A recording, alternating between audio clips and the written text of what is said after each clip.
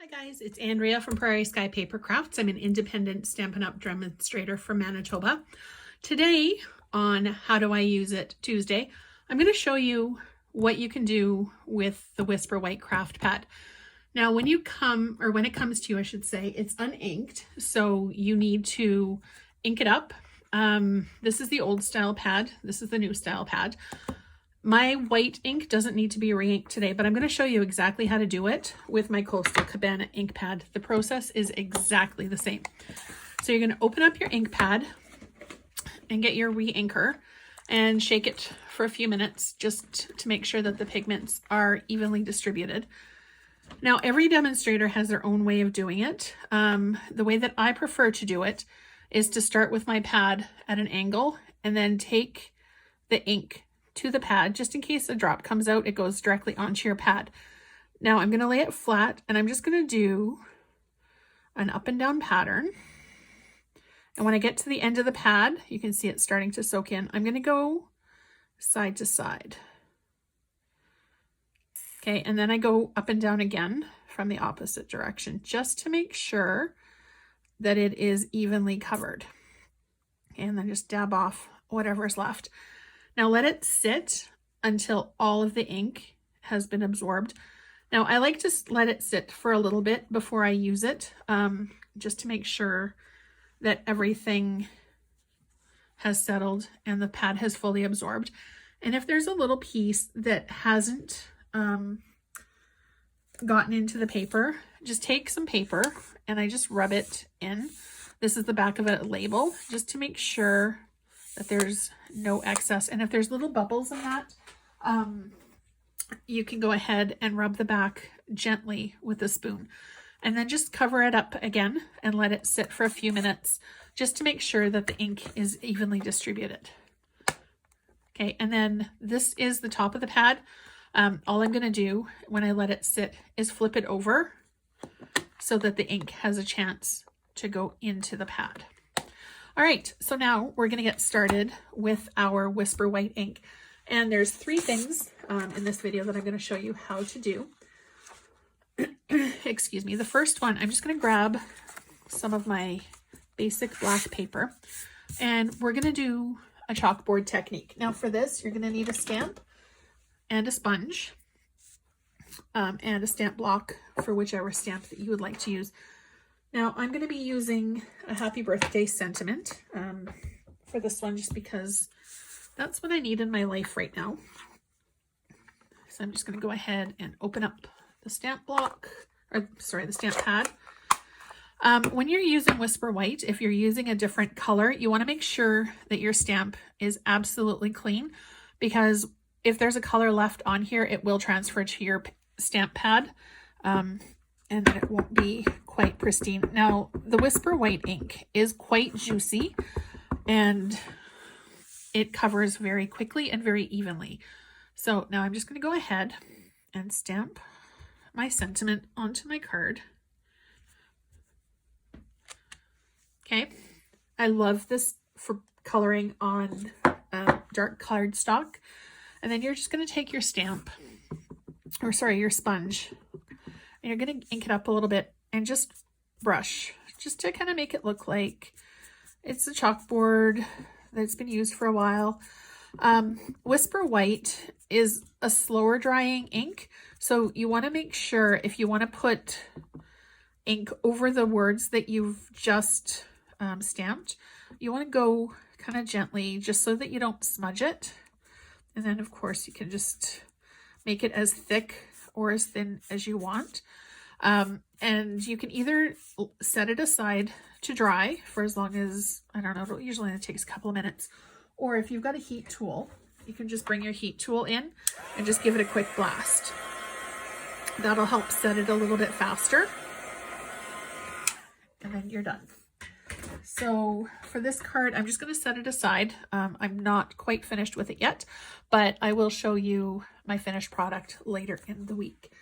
Okay, so the second one that I'm going to do is just going to be a simple, basic Christmas card, winter card, and I'm just going to use one of the snowflakes from Snowflake Wishes, which is available right now in the the holiday catalog. I'm just going to pick this little one, and I'm going to do this bigger one.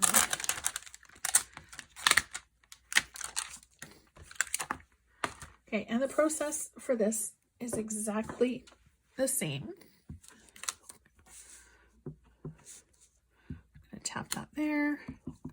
One of the things that I like about the Whisper White is that it can offer a little bit more of an opaque look to your card. This isn't going to be the only tutorial that I'm going to be doing with Whisper White because there's so much that you can do. White might not be the first ink that you think of when you go to do some stamping, but it really is quite versatile. In fact, I'll be using it later on this week for my Friday feature video as well. All right, so there's that. And you'll notice that using the polymer stamp, it's a little bit more opaque than it was when I used the red rubber stamp. And I'm just going to bring in a sentiment. Let's see, our friendship is one of a kind.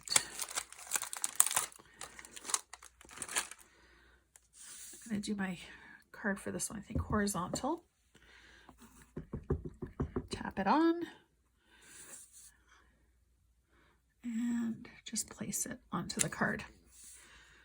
There you go. Quick and easy and really quite stunning. I actually think that I need another small snowflake over here. And maybe one over here. And of course you can do your card as basic and simple as you would like. You can layer it up, you can bling it up. And as we progress in this series, I'm going to use a whole bunch of different Stampin' Up! Tools and products. If there's anything in particular that you would like to know how to use, drop me a comment down below, send me an email at prairieskypapercrafts@gmail.com, or you can hop over to my Facebook page and send me a message there as well, facebook.com/prairieskypapercrafts. Now, one of my absolute favorite looks for a card is gold embossing. It's just so elegant. So what I'm going to do is bring in a Forever Fern stamp, and I'm going to grab my white ink and open it up again. Because this is a slower drying ink, it's perfect for doing embossing because you need to be able to have time to work to get your images stamped and to get your a little heavier on that one, to get your images stamped and to get the embossing powder on and dried. I'm just going to do 3, and then I'm going to bring my embossing powder in.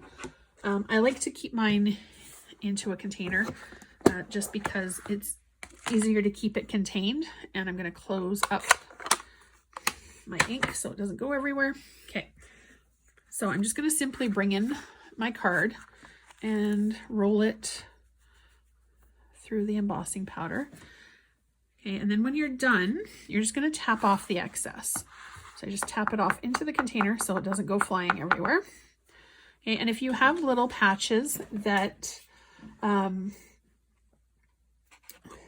stuck to your card, all you need to do is either brush it off with your finger, or if you have a fine paintbrush or a dry aqua painter, you can use that as well.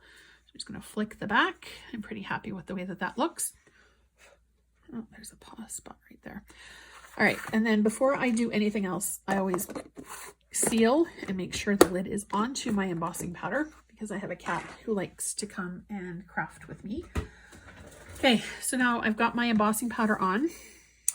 Now I'm just going to use my heat tool and I'm going to heat it up. Now, if you do notice that your paper is curling as you're doing it, and you can see the color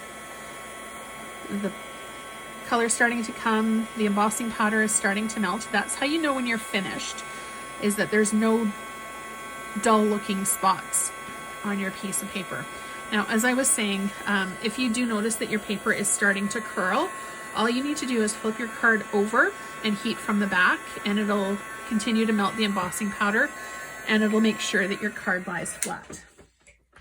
So for this one, I'm actually going to quickly complete the card because it's just going to be layered onto the Tasteful Textures Designer Series paper, and I'm going to put it over top of another piece of early espresso. Okay, and again, I don't tend to put sentiments on all of my cards, just because I never know what I'm going to need a card for. So if you put your cards in your stash, you can certainly add it to the base, get it ready to go, make sure that all of the pieces that you need are there, and then just add a sentiment when you need it. And I like to do cards that can be used for more than one occasion. So it can be a birthday card, it could be a sympathy card, it could be a I'm thinking of you, let's keep in touch card, which I love to send out. Now this is Card Sending Week 2020, and I've set myself a goal of sending out 60 cards this week. So by Saturday, my goal is to send that many cards out. If you'd like to get a homemade card, by all means, drop me a private message on Facebook or in an email, and I would be happy to get you one. If you have any questions about Stampin' Up! Products, or like I said, if you would like to know more information on how to use something, today we covered Whisper White ink and just skimmed the top. There's a lot more that you can do with this. Let me know, and I will be more than happy to do a future tutorial for something that you would like to know. Thank you so much for watching. Don't forget to subscribe to my YouTube channel. You can also subscribe to my email for any of my upcoming classes, promotions, specials, and I hope to see you soon. Thank you so much and have a fabulous day.